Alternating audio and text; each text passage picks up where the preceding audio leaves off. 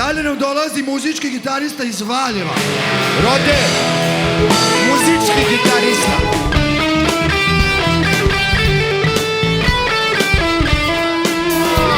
On jede gitaru, ljudi! On jede gitaru! Može nešto brzo da bude šutka, onako za šutku, energija, energija.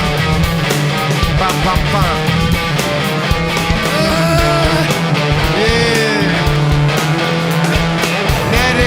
Bravo Rode, ajmo velika buka za našeg brata ovde iz gore.